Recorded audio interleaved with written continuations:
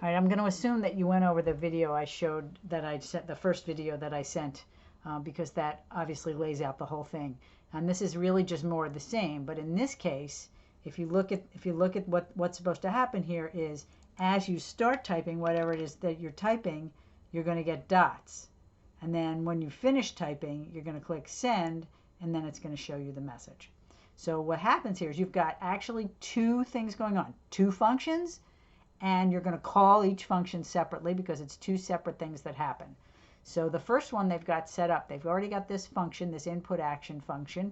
So the message, which is the ID, that's the ID of this text. The text content of this message, this ID message, is going to be 3 dots.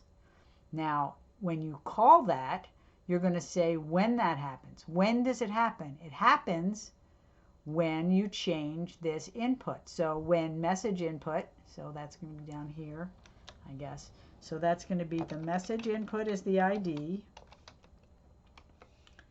So you have to spell it right or it won't work. And that's the value of that. So, well, wait, I lied. The message input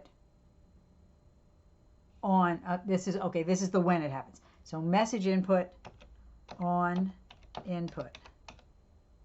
All right, so when the message input is being changed on input, it's going to equal the script, which is called input action. Input action. All right, and then you have to end it with that guy. All right, so let's see if that works. So let's go to click to show the preview. All right, so what that should do is as I type, you should get the 3 dots, and you do. So that's the whole first part.